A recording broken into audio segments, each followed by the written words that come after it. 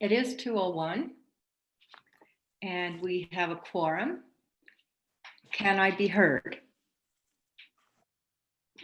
Good, thank you. Thank you very much, Evan.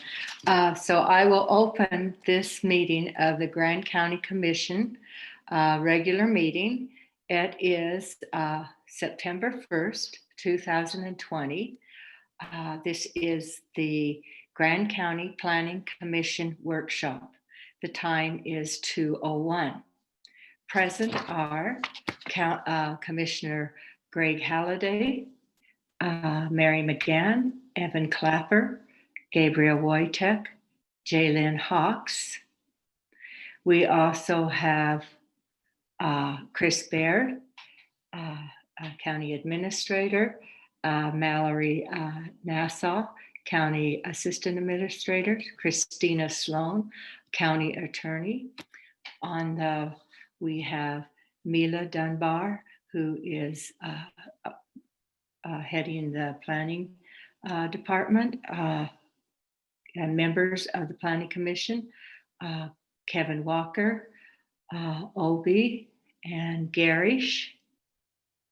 And we also have our clerk auditor with us, Quinn Hall. I think I have mentioned all commissioners and staff. Have I missed anyone? I'm here. Hi, Mary. I can't hear anyone. There I go. Can you? Now I can hear you. Now I can hear people. Okay. You missed Emily Campbell. Oh, Emily Campbell. Hello. So, okay, I'm trying to get my volume correct. Okay, we will begin this workshop. I will hand the reins over to Emily Campbell, who will be leading us through the work that the Planning Department Commission has done. Thank you. Lovely, thank you. And thanks, Kevin, for pulling me back from the shadows. Joe Nelson is here. Lovely. All right, we made it to September. Go us. So today, I'm actually going to hand things over to Mila in just a moment, but want to just recap on the intent of this workshop and what we want to get out of it. So thank you for all of the input you've given us throughout this process. Because of the tight deadline, staying close is really important. It allows us to make sure that we are catching any misalignments as early as possible, so we don't run into those later in the process and have to delay the timeline, which is already very full to get this out the door at the end of the year. So thank you all so much for your time. We are going to be presenting to you a high-level bullet outline of what staff will be using to draft the first draft of the small area plan, which we have. I think our schedule got a little funky because we had Labor Day in there, but the first draft should be available for Planning Commission to review at our next meeting, which is on the 14th, because we have such a late Labor Day this weekend, and then to turn over to legal review sometime shortly after that, where we'll go through a legal review, then we'll have citizen review, and so on. So we want to make sure that on some of these recommendations that we are asking staff to draft up align to your understanding of citizen comment up to this point, align to the priorities that you would want us to have and how we are addressing this, and to make sure that we're clearly communicating those again, so we don't run into any gotchas later. So Mila, I'm going to let you take over here. There's three big things we're going to cover: our vision statement at a high level, which we've had as the kind of clear objective table stakes overall, how we are approaching looking at the existing underlying zoning related to that vision statement, and how we want to approach just making sure our standards reflect the intent of commission, and the citizen involvement. So Mila, I'm going to let you drive us forward. Sure. Thank you. Okay, so I wanted to direct everybody to the agenda that we have. It should be in your packet. And just looking at this, we have our main objective here, which is so, you know, as Emily said, that's so that we know that we are actually drafting something that will be, you know, hopefully moved through the public process without too much back and forth, and get us to the end of December. We have this vision statement that we talked about last time at the Planning Commission. We have a general statement, and then there were some specific points that the commissioners wanted to add in there. I think what we would aim to get out of this is to continue to refine that beginning sentence or multiple sentences, and then possibly flesh out some of these points a little bit better so that they're even better guidelines. And if you'll recall, the vision statement is really what's going to help us both in making the decisions that we make on the rest of these planning toolbox items, and then also whenever any legislative item comes up before the council, you can hold it up to the vision statement and have some guidance as far as making decisions. So we'll talk about that in a minute. And then I did just want to mention, we are going to be discussing the minor updates to the uses allowed in the resort special zone. The Planning Commission has recommended that any upzoning in this area would ideally just be to this resort special zone.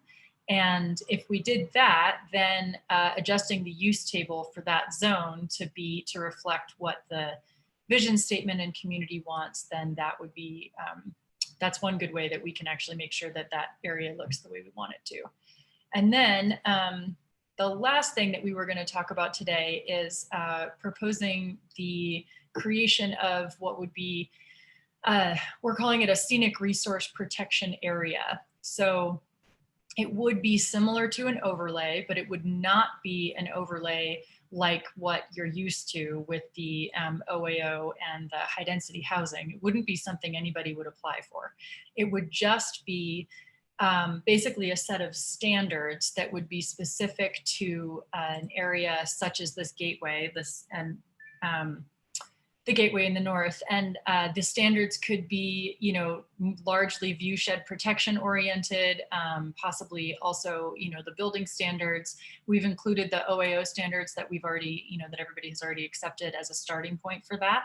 And then the scenic resource protection area establishment would allow us to draw those boundaries around that area in the north, and then also potentially use it for other parts of the valley in the future if we wanted to designate some more of those areas to the south that may have the same standards. So this can be in parallel. It doesn't need to happen now.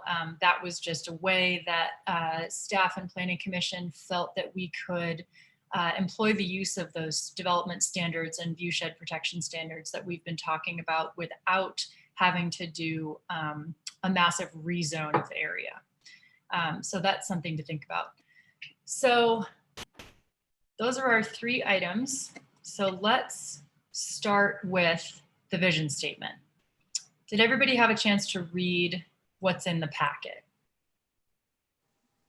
Okay. How can we start with that first sentence? How does that seem? Are there any major comments or edits to that? And I can read it out loud if that would be helpful for the record. Mila, could you screen share so that people on YouTube Sure. can see it? Yeah, that would be fine. I know that all of our little boxes go away when I screen share, so I want to make sure that would everybody rather see the screen, or would you rather keep the conversation view? Why don't you screen share, and I can help, and Mary can help if anybody's trying to speak and we need to interject. Okay. We can manage that. Perfect. I think this should be it. Can you all see that? Mm-hmm. Okay, perfect.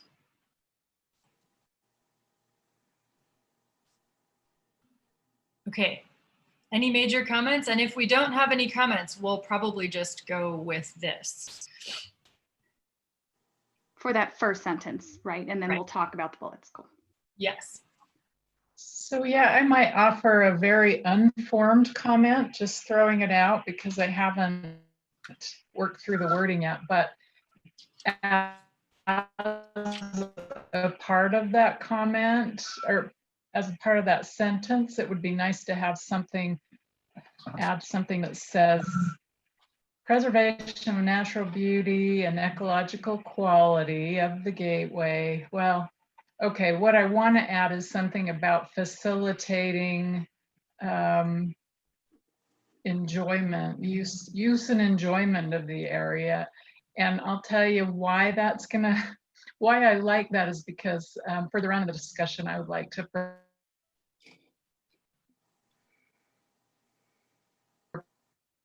propose adding things to council, such as a multi-use pathway. I mean, I'm thinking of one specific project out there that would be nice to put a multi-use pathway, bike pathway, walking pathway along that corridor that connects up to the one that is already there, sort of by the dinosaur thing. So that's where that comment's coming from. But I do think it's important. We're an active community, we promote it as such. And so a statement that says something about facilitating that activity would be terrific in my mind.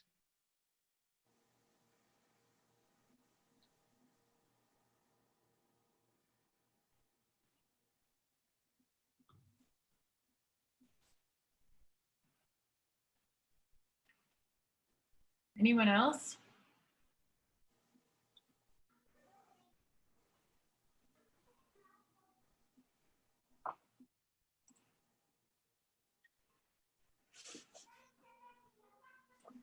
Okay. I like that as well. I would support that. The addition. Yeah. Okay, great. Okay. Or on the, actually, are we going to go further down in Yes. detail? Okay, I'll wait.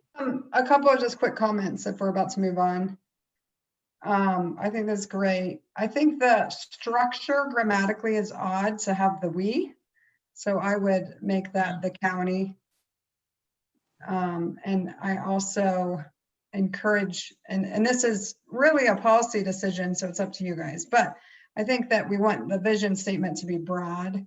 And so that last bullet point where you propose some includings, I don't think we need that. I would cut including and beyond, but maybe redefine what the development is we want to see, such as low impact development or sustainable development or whatever that development is. Include it there. That's all I got.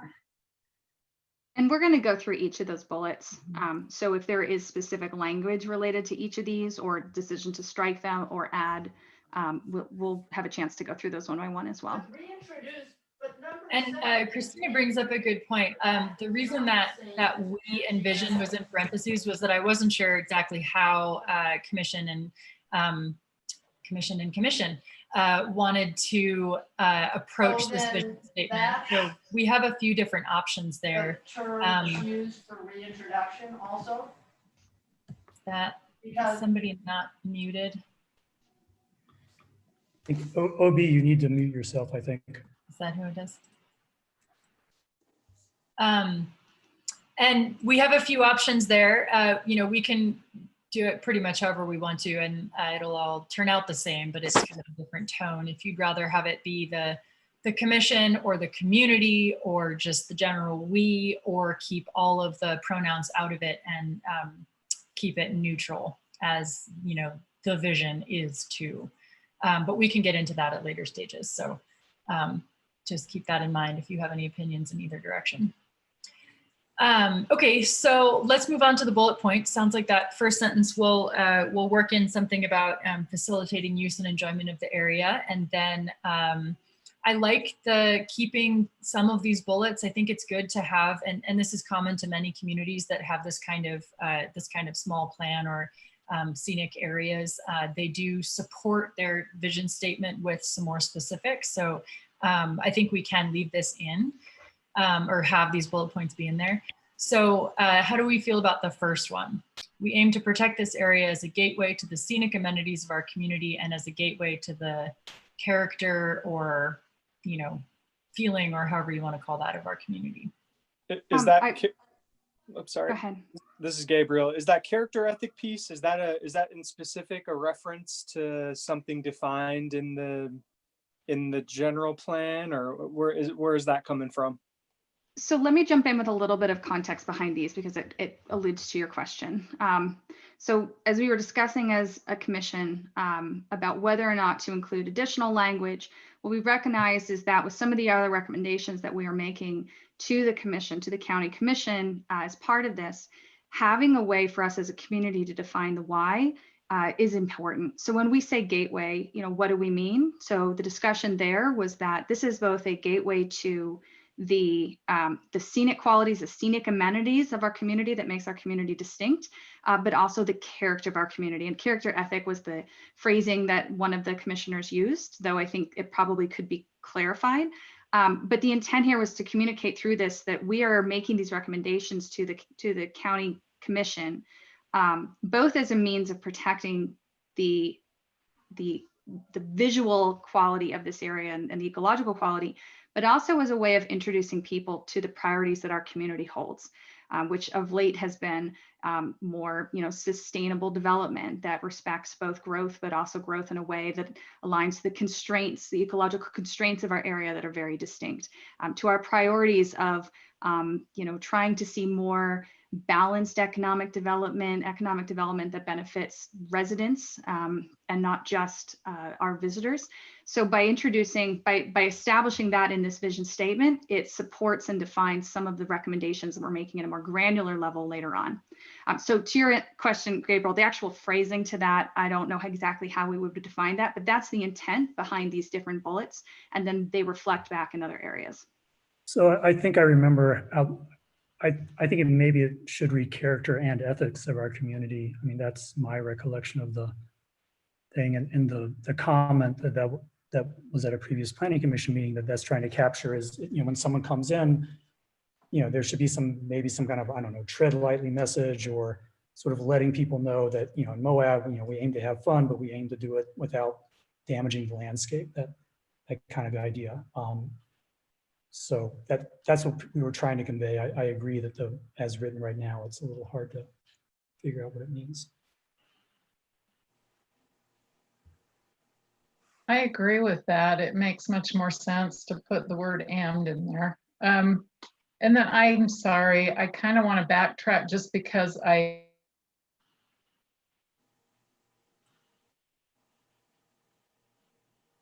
Is Jalen cutting out on everyone? I've had, I think oh dear. Okay, let me turn my video off. I love to do that. See if that helps. Am I still cutting out? Not yet. No. Well, let me. You just cut out. If I am, I just want to backtrack a little. I don't know what to do then. Hey, Jalen, you might want to, can you call in? That's kind of often work. Yeah, I can probably do that. I'll do that. Go on while I do that.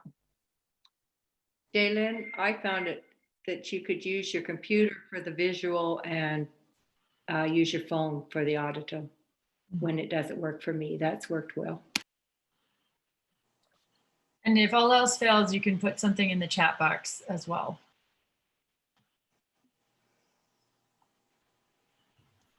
Okay, everybody go on while I call in on my phone, and I will stay on the computer for video. Could I make a comment here? You know, looking at this and you know, and it looks great. The problem is there's so much development there already. You know, we got the dinosaur park, we got an RV park, we got Moab under canvas, we got a gas station, we got the 3M, the Bar M chuck wagon development there. You know, we got up around Dalton Wells, We got people dispersed parking out there, not worrying about what kind of messes they're making. So I'm just not seeing anything that takes into consideration what's already there. I mean, we're not talking about a pristine area that's not been touched. This has been touched with elephant feet. You got a railroad running through there. Somehow we need to address what is there, because it's not dark skies. If anybody drives through there at night, the gas station is really lit up. So somehow we need to incorporate what's already there instead of trying to address this scenario as an area that hasn't been touched, because it has. I think in our discussions, we've acknowledged the fact, and it's not just specific to this area. I mean, our night skies ordinance was in part put in place to be able to address the fact that this marked how we want to be as a community and things we can do to incrementally make progress towards reducing some of the impact of decisions that have made in the past, but recognizing that, we're not going to bulldoze the town. So that's our method of getting there. And I think that's the reality. Is it's true that there is existing development in this area, but reminding that ourselves that this vision statement is intended for the county commission to use as a guidance on future developments. So when future applications for development come before you, this allows you to say, for these new opportunities, what do we want to see? And then we also can use things like the scenic development resource protection area that Mila mentioned that we'll go over in just a bit, things like our dark skies ordinance to reduce the impact of existing development towards community goals. So it definitely is a balance, and we're going to have to make incremental steps towards where we want to be. But I don't think anything in here suggests that there isn't existing development in the area. And, I guess the last note of that is we are a community. Communities are organic. They change over time. And, showing how we can balance existing development with development that reflects the future for where the community wants to be is as much a reflection of our ethic as starting from scratch. So I think if we keep that mindset, we can think incrementally and not, ignore what's there. If you have thoughts, though, this is the place to add language if we want to address that. So if you do have suggestions of how we might, pay heed to what's already there, this is certainly the time and the place to add those. Okay. Yeah, thanks.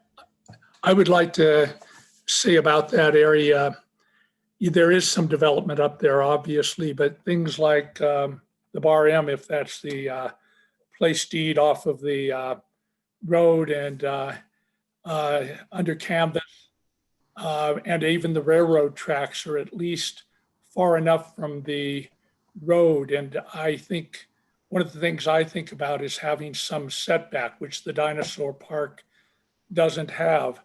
Sometimes I have the vision of 128, which Greg's very familiar with. I'm very familiar with, and it's not untouched. We have Sorrel River Ranch, Red Cliffs.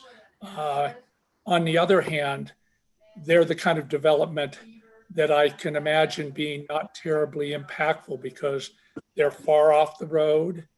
I think they're at 1 unit per 5 acres, but they've put their developments off the road to actually concentrate that development. So it's not a pristine area. I 100% agree. Neither is actually 128, but both the camping of the BLM, from my standpoint, and the 2 resorts out there have done a pretty good job of kind of making that area still nice. So Emily's absolutely right. It's of course about future development. So I think for the sake of time, it might be helpful to just go through these bullets at a high level. And then I know Jaylyn, when she joins, had some comments as well. I want to be mindful that some of the stuff after this could take a little bit more time. And I want to be mindful of everybody's schedules. So high level, we've provided 5 bullets here, each of which reflect a different kind of tension or conversation that we think needs to be addressed. I specifically added an asterisk on this third one because that I think is worth touching on. I mean, that is the fundamentals of development. So I want to make sure one, nothing here is a third rail, nothing here is missing, and then any thoughts on language. So really quickly, just to go through them, and then would really like to hear input from the County Commission. So we touched on bullet 1. Bullet 2, whether or not we want to specify landmarks is an open question. This relates to that scenic resource development area, which I keep butchering what it's actually called, so I apologize. But that is in part based off of landmark protection versus trying to provide a blanket definition for viewshed management. So are there specific viewsheds, specific landscape landmarks that we want to incorporate into our language, or do we want to create something that's a little more general and define those elsewhere? Defining the balance of ecology with private property rights. I mean, this is the challenge that we have had, that we have limited resources in our area, that we respect the interest for growth and economic diversification, but that as a community, we prioritize ecologically smart development and development that provides for sustainable growth, both on a population affordability and economic diversity perspective, and also ecological perspective. But that's one that I think needs a little bit of thought. If we want to leave it in, what that might sound like. So supporting enhanced development standards. Again, a few examples here for the sake of clarifying what we mean. But Greg, to your point, this is emphasizing the fact that we can use that we prioritize policies that protect these, and sometimes at the limitation or the constraint of development to make sure that those are in balance. And then finally, Christina, recognizing your comment about not calling out specific uses one way or another, but wanting to make sure that we are clearly communicating that our intent is to favor a balance between the visitors that allow our community to be vibrant and to grow, and the people that are here year round that bring us our character and our quality that people strive for when they visit us. So would love to just hear thoughts, concerns, questions, ideas on these 5, maybe spend like 10 more minutes here and then move forward. So I guess I have a comment on the third bullet, and maybe I should have made this previously, sorry. I think the term private property rights means a lot of different things to different people. And, if we're going to keep that bullet, it might be better to say we aim to balance the ecology of the area with providing opportunities for private development or something like that, which I think does more accurately describe what we're trying to do. So I don't know if the county attorney has an opinion on the phrase private property rights, but I think it's generally a good idea to avoid that phrase. And that was my chicken scratching of just trying to capture notes from a busy meeting. Yeah. So I apologize, and that's why the star is there. Emily and I talked about that this morning, and the decision was definitely not to leave that phrase in there, but just to have it as a jump off point for discussion. I like Kevin's proposed language also. Kevin, can you pop that in the chat so we can capture it? Sure.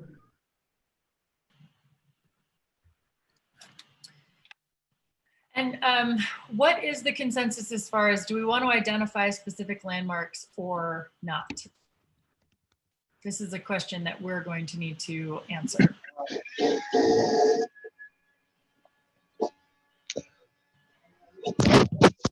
I think we'd better not to call them out, kind of for similar reasons of not, just talking general about these things we're doing. So this is comments maybe parallel to the one Christy made earlier about the uses. Is there anyone out there that would throw out any candidates? I know you can see some of the arches out in the distance. Any other?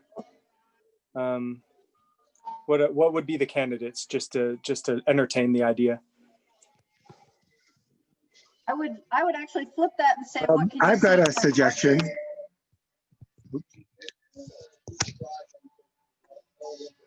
Go ahead, Rachel. Oh, I was going to say, I would actually flip that and say, what can you see from arches? Painting a view shed from national park. That's an interesting point. Garrett? There's a lot of feedback from someone. I think can you guys hear me? We getting can. a There's a lot lot of of feedback feedback, today. so I'd mute after your comments. Okay, I'm in a construction zone.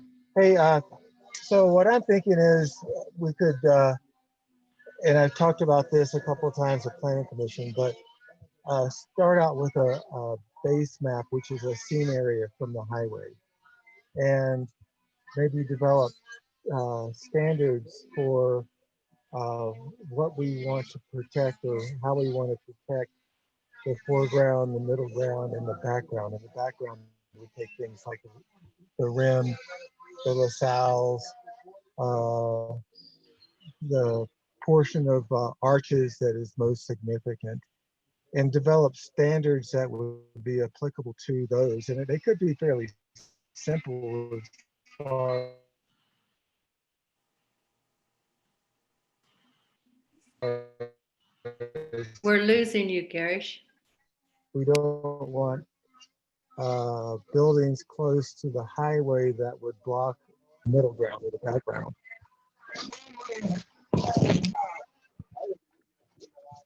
Thanks, Garish. I'd mute your phone between comments. Great. So there's a few different ideas. You know, there is the we declare nothing. We have very specific middle ground, foreground, you know, longer landscape definitions, and then something in the middle where we call out specific landscapes. Now we're going to talk a little bit more about this when we get down to number 3. So we don't have to come up with a final decision, but I guess straw poll from the council would be helpful.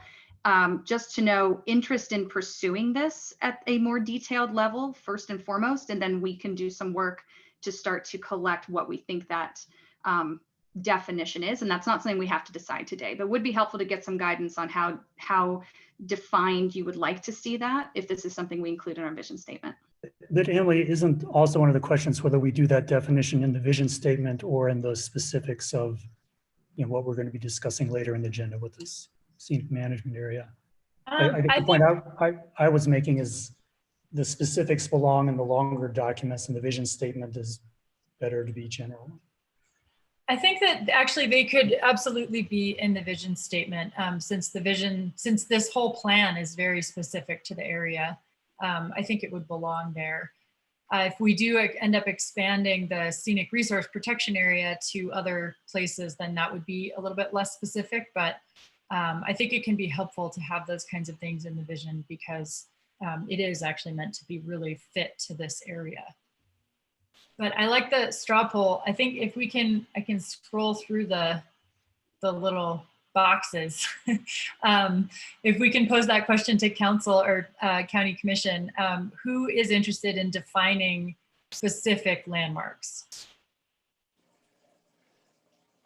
Excuse me. I would say that I'm okay with keeping it broad, you know, maybe just calling out the view from Arches and the mouth of the canyon. But I think that that general zone doesn't necessarily have a lot of named landmarks. And I think it's more about the feeling of the confluence there of 7 Mile and Moab that we're interested in. I think vision statements most likely should be remained pretty broad, and then the specifics should be added in the more detailed part of the plan. Personally. So maybe something more like the spirit of the area. We can certainly do that. Okay, let's move on to that number 3. How does the county commission feel about keeping something about that in there, balancing ecology of the area with perhaps the opportunities for development? And Kevin, did you, I don't see your comments, but I think there was general comments about your language there. Maybe you could just. Sorry, you know, I put it in the window, but I accidentally sent it only to Obi. So let me try to copy it and send it to everybody. I was previously texting him about background. 10 seconds and you'll have it.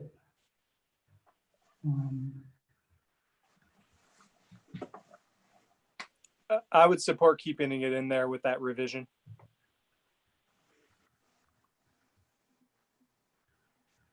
to balance the ecology of the area with providing opportunities for private development. Yeah, that sounds much better, much better. Great. Great. Okay, so then the next one speaks to the possibility of establishing these enhanced development standards. So we can come back to this if we want to have that discussion as part of the larger concept, or if there is broad support for this right now, then we can just leave it in and move on. And a reminder that this serves as both a guidance for you all as you're making decisions on future applications, but also as a justification for some of the recommendations that we would lay out below in the small area plan. So we may want to come back to this after discussing those. Mm-hmm.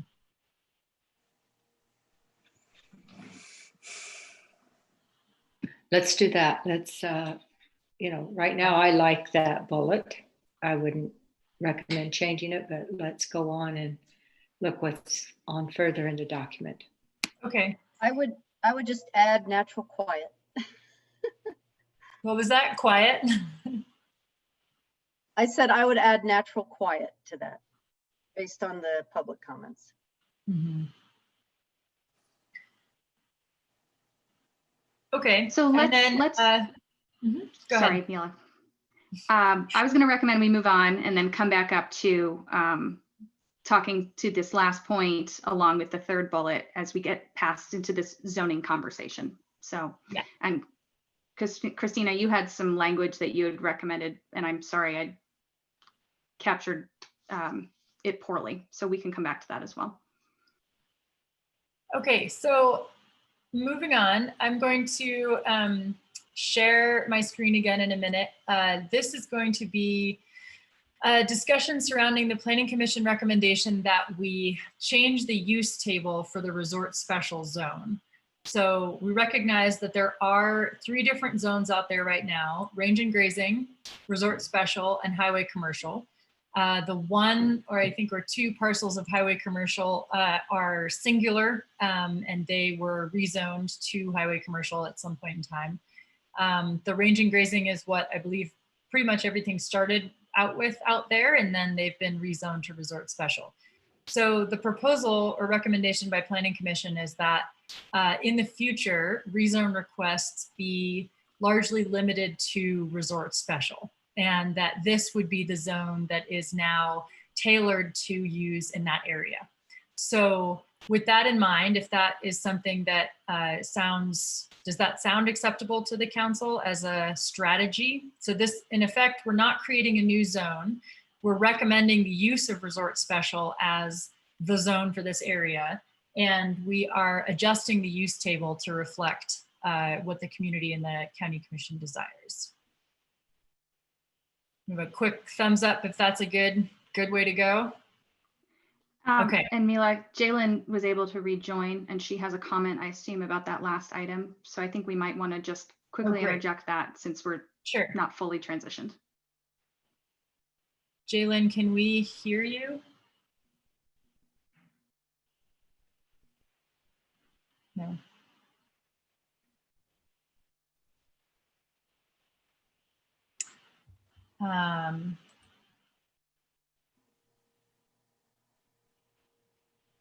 Jalen, can you come off mute? Can you come off mute?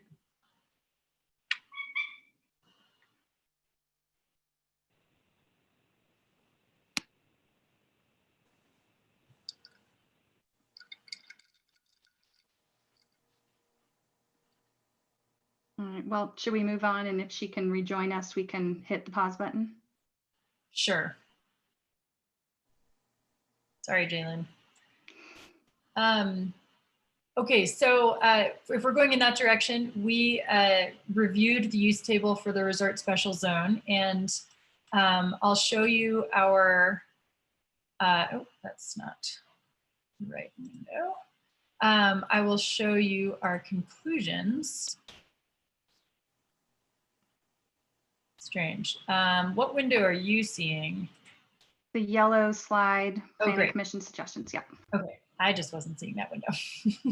All right, so I just summarized the Planning Commission's recommendations in this presentation. So these are our, just as a quick review, our general use categories: residential, public and civic, commercial, industrial, and then other, which is largely agricultural. I can't use the arrows.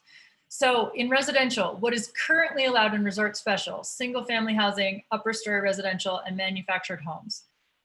Planning Commission recommendation was to include townhouse and duplex as an option, with no increase in underlying density, just to encourage different housing types and allow for more clustering, which preserves more open space.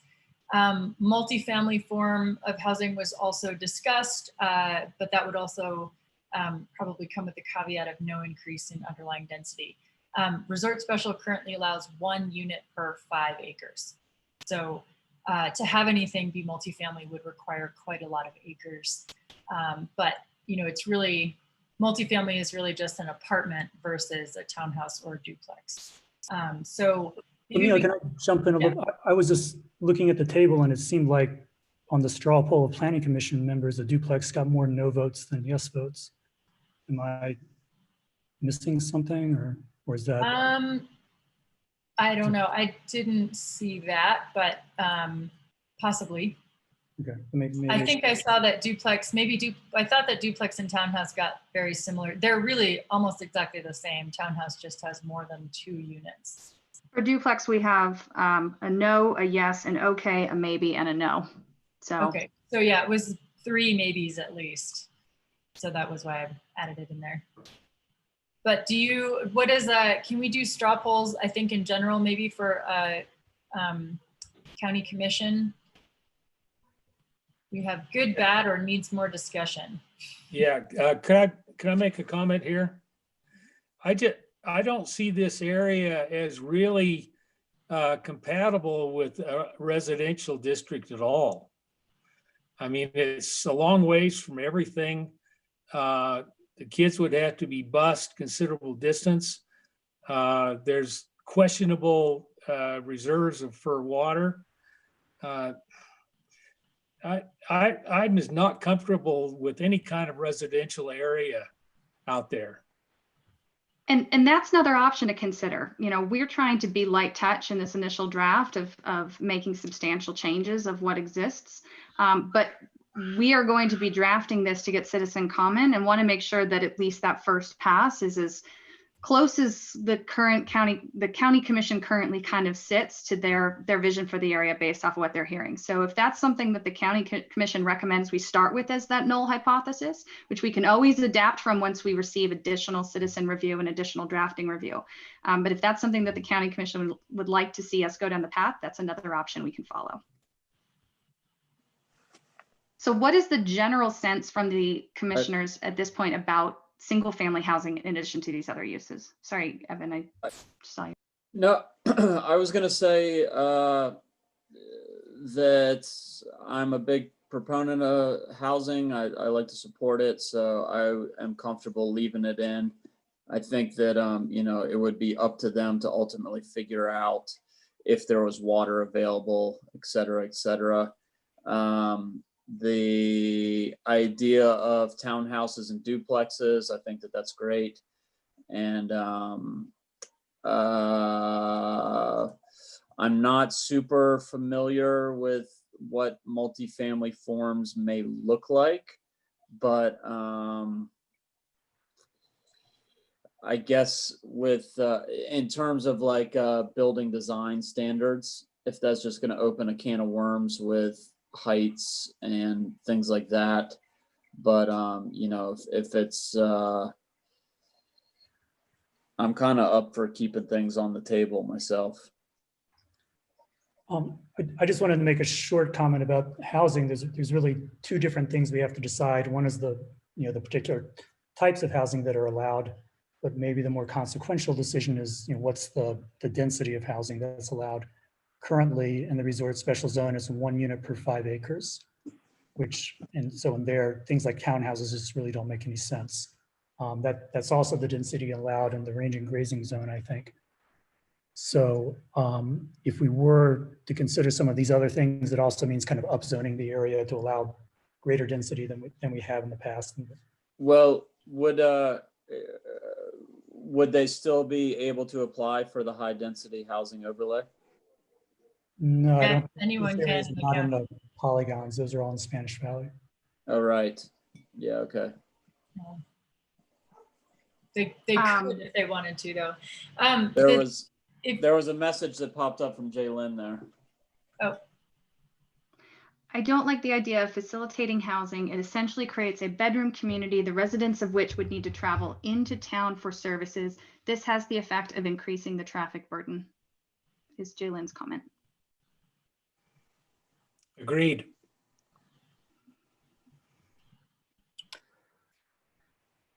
anyone else? Well, we've that's heard two from Evan, people we've that- heard from Greg, we've heard from Jalen. I think, you know, from Mary, I think there already is some housing out there, not a lot. And when RM was, a business, they had children in a home out there.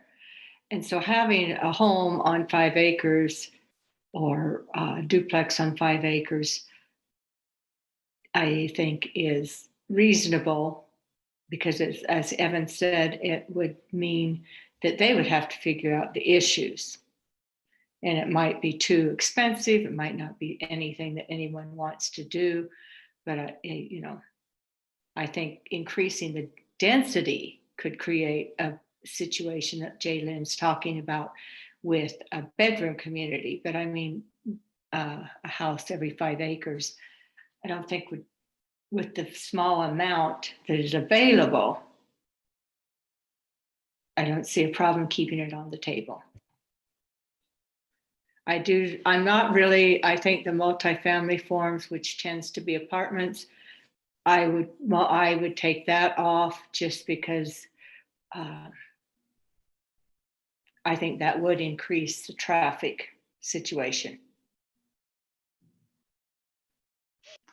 But keep I'm in mind not. that on the, sorry. Go ahead. Well, so there is range and grazing in this area, of which housing is a use by right on those parcels. So I think the real question is for the resort special area, not, do we think any housing could exist in this area? Because somebody could own a range and grazing parcel and build a house. It's for the resort special designates zone specifically.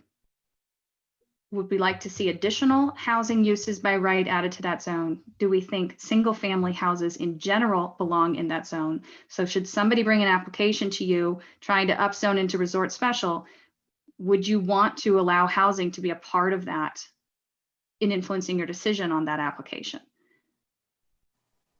I like the idea of housing, especially on the upper story, so that if someone does, open a light business out there or some educational opportunity, that they wouldn't have to travel back and forth to work, that they could have their living quarters above their work area or their business. Anyone else from the commission general feeling for second story homes? We should remember too that employee housing would potentially be part of this. So I think it not allowing any residential uses may be trickier than it seems. And it's not like there isn't already housing out there. Mm-hmm.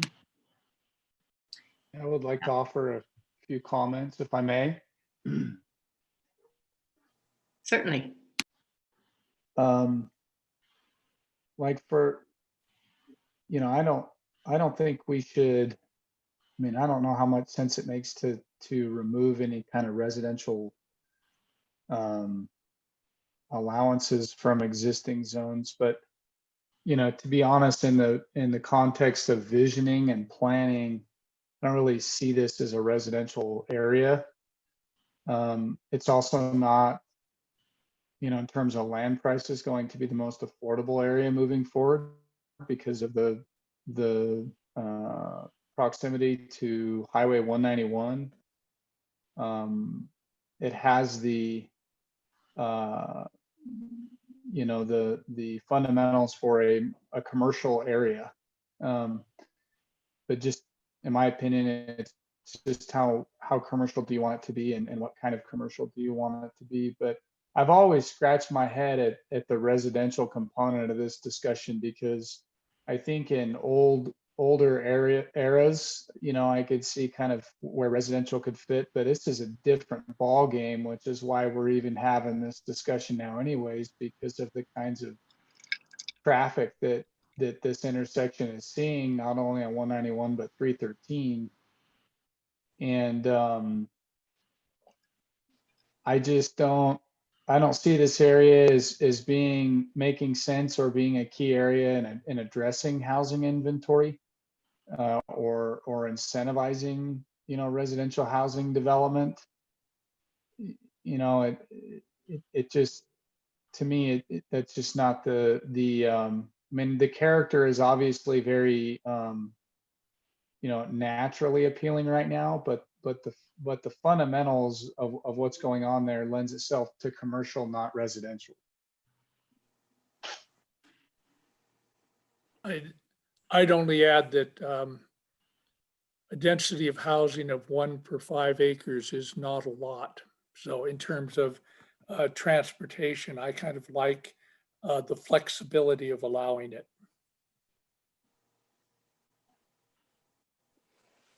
Yeah. My comment would be that current underlying density seems appropriate for whoever may want to use it in that way. As far as the employee housing goes, that does pique my interest in a way, and so sort of, I don't know if anyone would be able to offer sort of more insight here in terms of a commercially zoned property and the business associated with it. Would then there would also need to be a residential zone adjacent, or there wouldn't be able to be employee housing on something with commercial use. I mean, kind of like a commercial and residential use simultaneous, or how does that work? Well, currently you can use the employee housing exception in our code for residential use on a commercial property, which allows, if there's not anything else allowed, and that gives you RV spaces for employees. But currently in our commercial zones, residential is allowed in all of them. So we don't have any zones where there's absolutely no residential use allowed. So I wouldn't say that we have an example of where that would be something that's happened in town. So, Mhm. in trying to sum this up, is the following a correct characterization of where the county commission stands? It sounds like a majority of county commissioners either want to see housing allowed at the current low density 1 unit per 5 acres, plus possibly some workforce housing, or even less than that. Some people have said they don't think it's appropriate at all. So do those two possibilities capture almost everybody on the council? Or should we, I mean, I don't need to fight for more housing, so I'm comfortable with those two options. I think that gives us a good place to start for drafting. Yeah, that's great. So we'll move on to our second use category, which is public and civic uses. So far, so there's not a lot that's allowed in resort special in general. Parks and open space, oddly limited government daycare, all other government facilities, general daycare, and college or university is just permitted by right. Conditional uses are utility related. Planning Commission recommendations and our add field research station and environmental education centers. And this is pretty much directly out of the majority of public comments we got in support of this use. And then bus stations and train stations. And this is recognizing that there are some potential plans to have a transit hub, or at least to open the possibility of such out there. And then remove a college or university, maybe remove government facilities, daycare, and possibly remove utilities. And those ones didn't have large numbers of commissioners in support. But I did want to mention them so nobody was forgotten. So first of all, how does the county commission feel about the adding of field research stations and environmental education centers? I'm fine with that. Okay, Mary's a yes. Yeah. Greg's a yes. Good, Okay. yes. Yeah. Great. Could I just interject? So based on our conversations in the planning commission, environmental education centers might mean different things to different people. And so I think one version of them is there's a fair amount of housing or something for the people participating in, you know, week-long programs. And then, so that's like the bigger environmental education center. And then the smaller ones maybe just have administrative offices and classrooms, but aren't putting people up for the night. So Yeah, I think it's useful for us to distinguish which one we're thinking is a good idea, which one's being proposed. and I think we can address, I was going to address some of that in the overnight accommodations part. But that is absolutely an aspect of field research stations, environmental education centers we'll need to make a decision about. What about bus stations or train stations, transit stops? Is there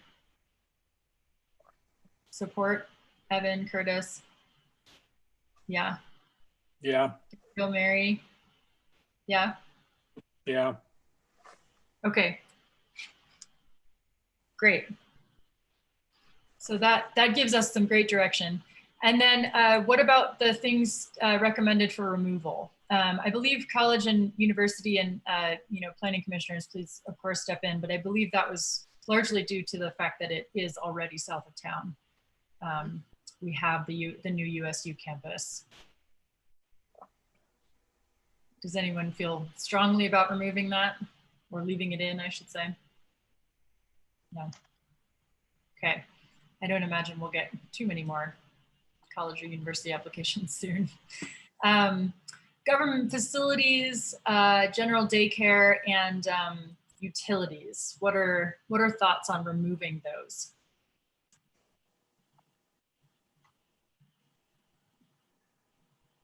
I'm just a little curious about the discussion that led to that.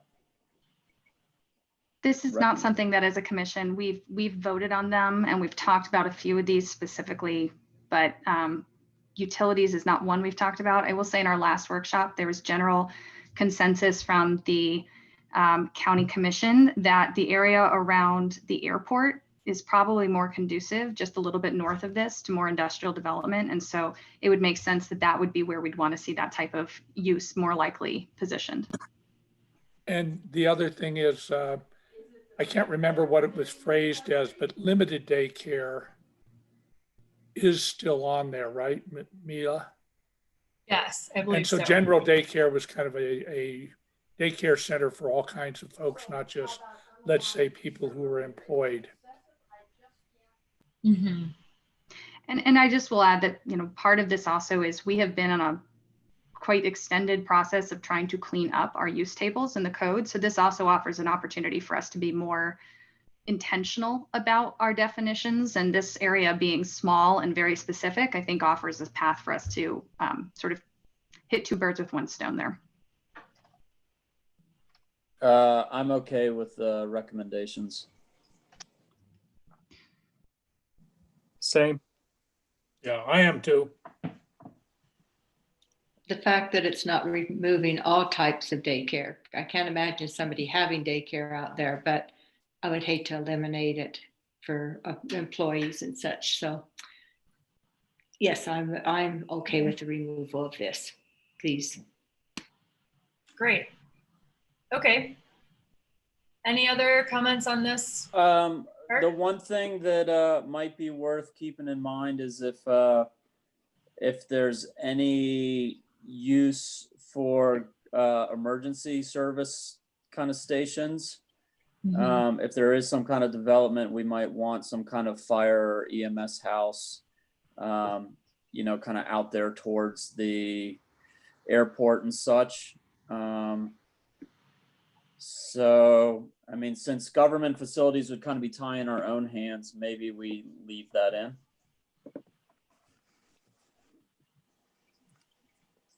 Well, we do have some county property out there by the airport, between the airport and the railroad.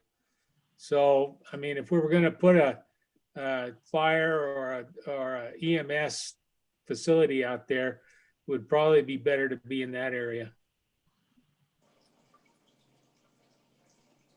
Is there currently any kind of zoning or designation in our code that differentiates emergency response stuff from other general government facilities? I would have to look into that, but I don't believe so off the top of my head. So Evan's suggestion is to leave government facilities on there? Is Right. that- Which wouldn't be too hard. I mean, you know, we're talking about resort special anyway, so it would really only, I think, come up if the county bought a property that was already zoned resort special. I mean, there, you know, we have some understandings with some of the resorts up on the River Road, and maybe there's a thing where they say, hey, we'll build you an outpost if you staff it, or who knows. So it might, I don't know. Just For the thought I'd sake bring of it up. drafting, I'd say let's leave it in and move forward. I'm just watching the Great. clock. And Yeah. Thanks. yeah. Okay. So commercial uses currently allowed: bars and lounges, fuel service, general restaurants, and all retail, general retail. Conditional uses are other outdoor recreation, which is ill-defined, guide service and outfitter, and then all personal service oriented retail.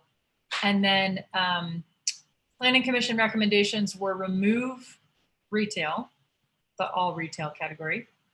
And then there were a few votes for adding vehicle repair and service, adding fast food restaurants. And then we do need to figure out the overnight accommodations part of this. And that's not something we'd have to specify in resort special to be consistent, but making sure that we're adopting that language into our vision statement, again, to make it clear for the current county commission and future commissions, what that sort of application, how that should be measured based off of this planning exercise going forward. So just because it's a bit of a third rail, wanted to clarify. I'd like some explanation on the retail, because we had, you know, like at the Dinosaur, the Giants, they have their little gift shop retail area. For a while, there was that blue cabin art gallery. It didn't last long. But, you know, some specialized retail places out there. Or what do you mean by retail? Why do you want to remove it?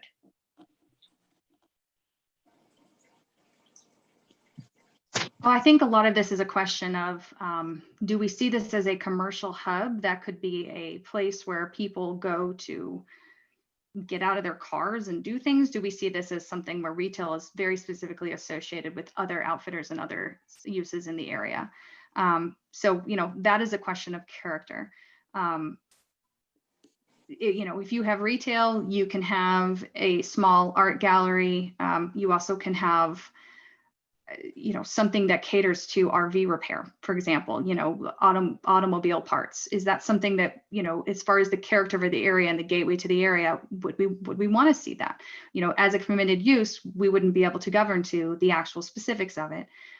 Seeing as how we see this as a gateway, but not a hub in of itself, we thought it made sense that this did not map what we saw as a retail center outpost within the county. So that was the thinking there.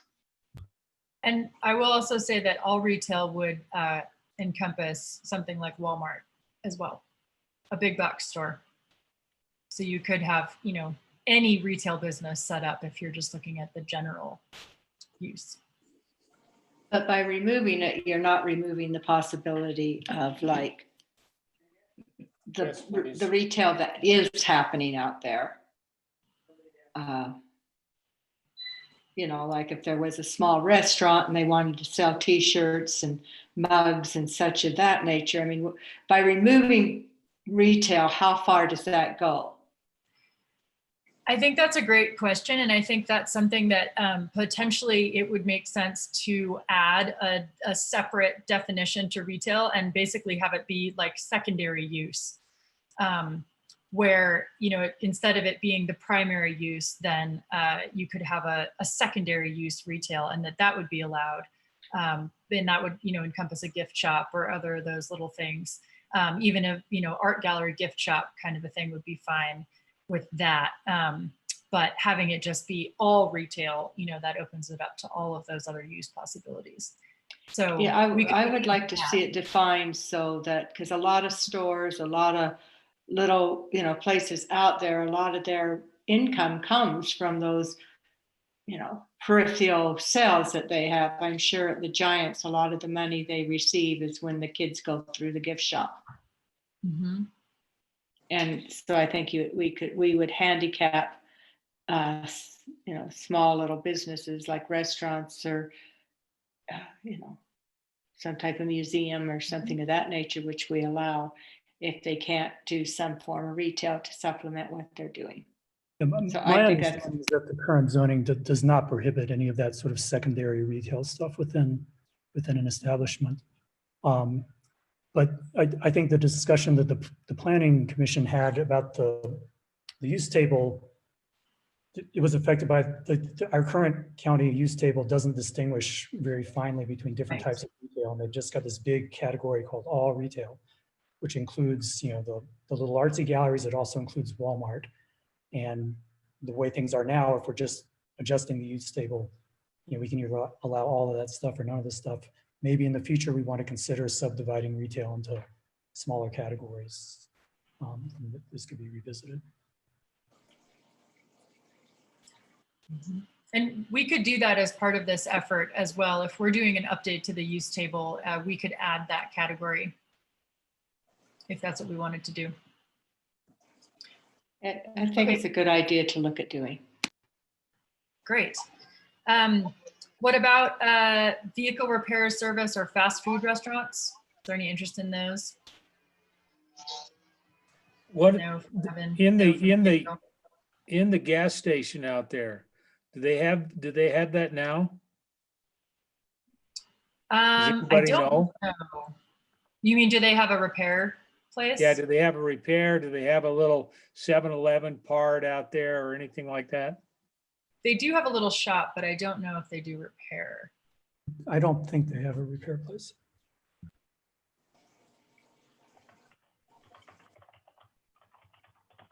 Do they change tires? Do they fix your tire? And is that part of service? I don't think that gas station does anything other than like gas and chips. Yeah, I'm getting a text message saying that there's no tire and no repair at that gas station. Yeah. So again, speaking about this as a vision exercise, do we want that sort of use here? Would we like to see it? I think, you know, what would be helpful, again, for the just sake of drafting to support staff is there an overwhelming interest from the commission to see us lead out with that included in the draft? Or should we exclude it, but be open and mindful to citizen comment as we go through the drafting process over the next several months? Exclude it and be open to the possibility of citizen comments. What I'd like to ask is, what's the difference between how do you differentiate and avoid having fuel service, which is currently permitted, from turning into a truck stop, which is not permitted? What differentiates those two things? I would have to look up the details on that. Okay. If we want to take out vehicle repair and service, do we also want to take out fuel service, since those go very closely in hand? And we, do recall that we are going to launch on this airport plan soon. So potentially, if we took it out of this area, it would be allowed up by the airport, or it could be. That's intriguing. I mean, I recognize that would give us a gap in the interim for use in that specific area. but I think that's a really great suggestion and would love to hear county commission thoughts, but I would personally be in favor of removing it from resort special and intending to place it in places where we already have industrial development and more sort of that type of commercial development.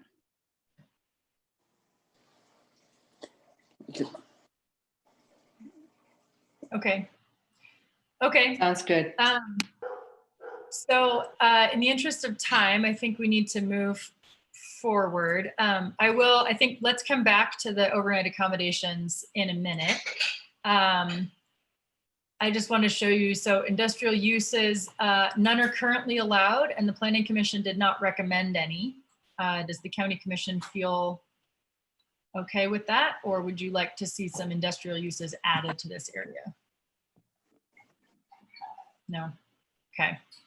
So I think we can just leave that as is. And then the other uses, so these are mostly agricultural uses.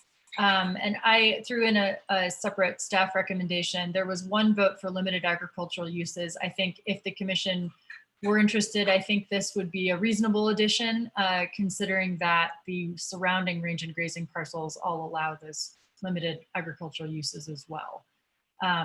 So I think that can go, either way. There was a discussion point brought up that the agricultural uses out there would likely be limited regardless by the water and just the landscape. So. There was a comment about farm stand, potential for a farm stand type scenario, maybe a grower from Western Colorado wanted to set up for peaches and melons or something of that nature. Would that be more in that retail area that we just passed, or is that okay? Yeah. So I don't want to get into too much of that, but that was a topic of heated discussion about 1.5 years ago about how we deal with farm stands in the county. And I think the general consensus was, were that to exist, it should exist closer to town in a more developed sense, because the farm stand there is, not meant to be the person selling them out of the back of their car, but rather a more formalized development type fruit stand. So the comings and goings of planning commission meetings can get very exciting. That was one that was particularly interesting.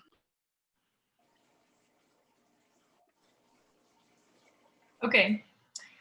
So we can take this one back to discussion, and doesn't sound like it's very heated either way. So it sounds like it may be time for us to discuss overnight accommodations out there. We are running low on time. It's 3:15. I think we had anticipated going no further than 3:30 so that county commissioners could have a break. We haven't talked about the scenic resource protection area idea with development standards. I think it would be, we can need to get a straw poll on each of those at least. And we can decide how we want to spend our time that we have left. I think I might recommend that we put aside the overnight accommodation discussion just for the time being, considering that we will need to move forward on the scenic resource protection area if you desire. In a much more detailed way. And we do already have the overnight accommodations overlay. So, that's part of our code and it's an option for parcels out there. If we can start with that and then save 5 minutes at the end, maybe for a quick discussion on overnight accommodations. I know that's so easy to get derailed with that one. Does that sound okay, Emily, or do you have a different plan? The time's going to go really fast. I think it's great, but let's really quickly just straw poll on each of the uses and interest. Like if we get hard nose, that helps. The big question is going to be campgrounds and RVs. So my instinct, says what it says, but quick straw poll, is there any interest of including language in favor of considering motels, hotels in this area for future development? Okay. Gabriel says no. No. Jalen says no. Okay. Is there any interest of having any language that suggests a willingness to have overnight accommodations, like residential overnight accommodations, B&Bs in this area?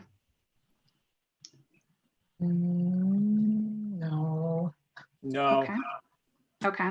So let's separate RVs and campgrounds. Is there any interest in seeing language that suggests a favor towards RV specific developments in this area? So larger developments, more conducive to RVs. Yes. Yes. Okay.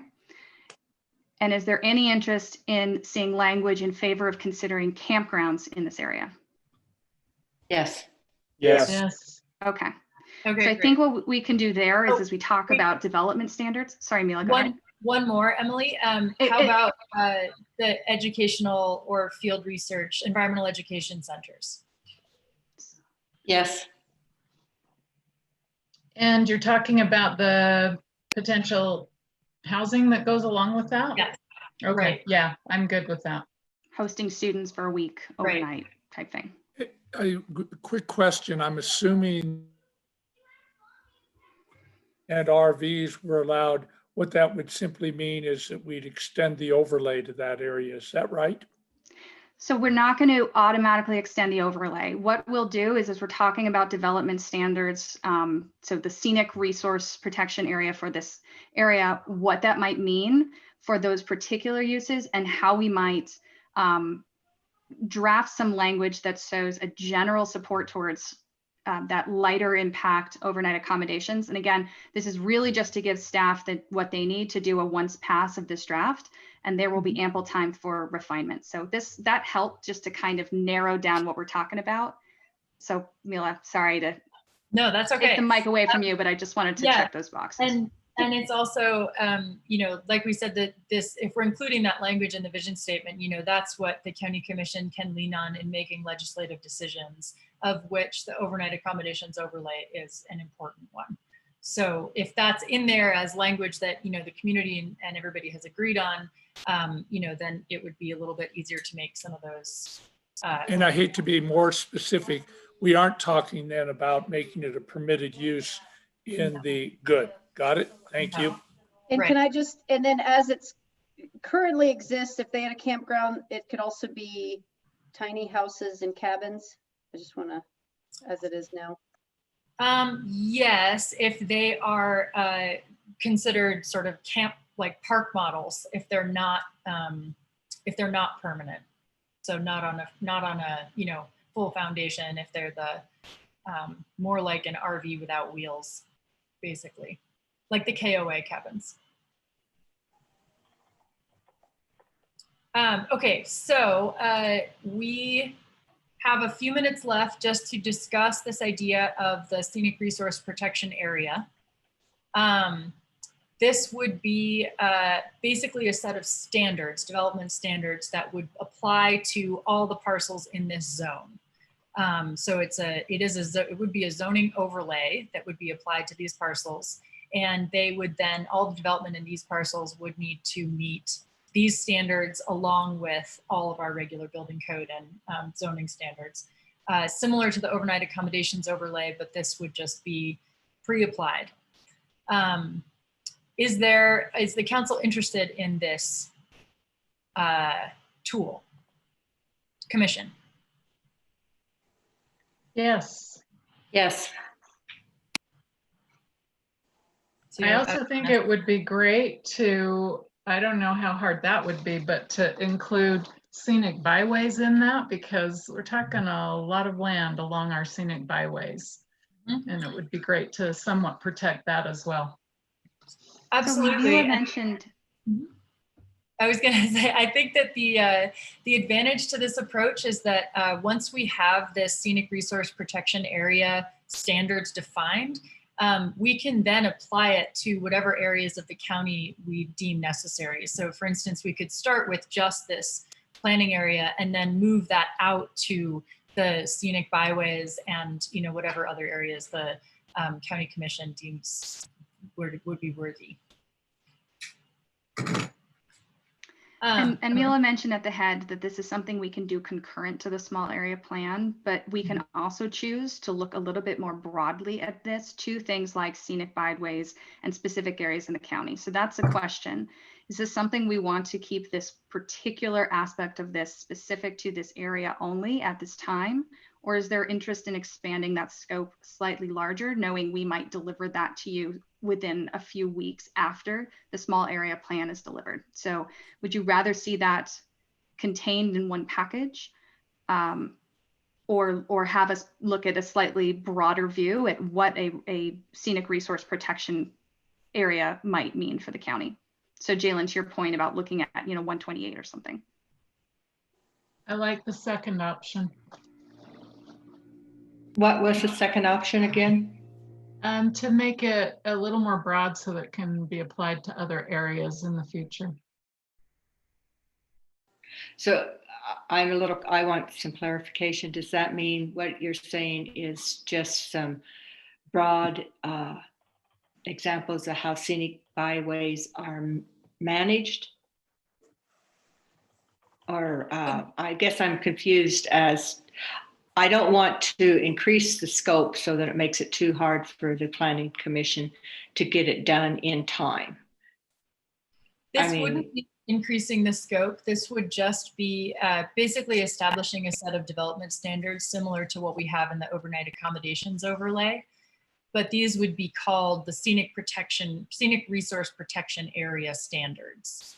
And so then we would be able to, if they were broad, we would be able to then apply the scenic resource protection area designation to other areas in the county as we saw fit in the future.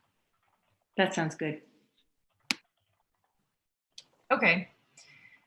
So we don't have a lot of time to discuss the specifics, but we were going to start off with the visual protection, viewshed protection standards that we have in the overnight accommodations overlay already.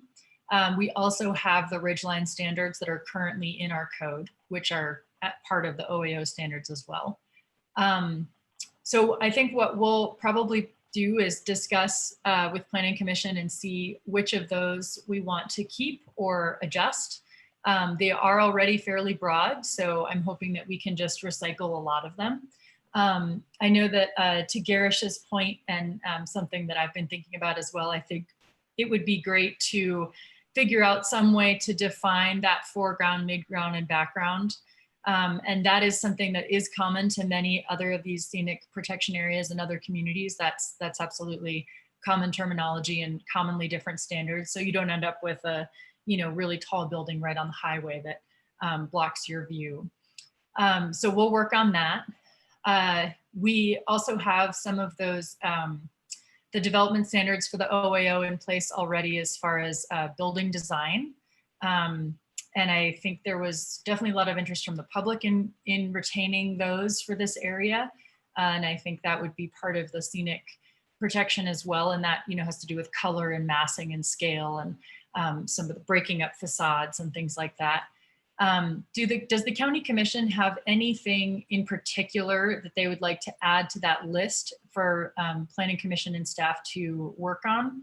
Or are you comfortable with us using the OAO standards and potentially developing a few more that may be specific to the larger ridgeline areas?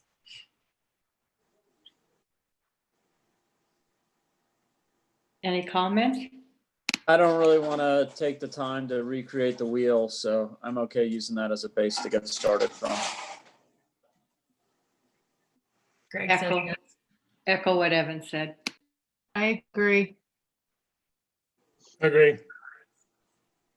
Kevin, do you want to share your comment around the angles for the ridgeline standards you had mentioned?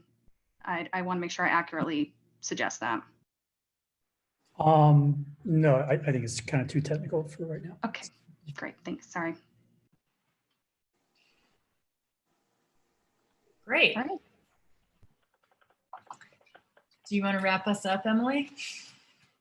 Before you do that, may I try one more time to give my comments? Please.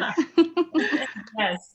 This is way back to the beginning. It has to do with Christina's comment about not being specific. So in that vision statement, I would, one, take out that allowing only minimal development out, that part of the statement, and I would put it down below in the bullet points if that's what is decided on.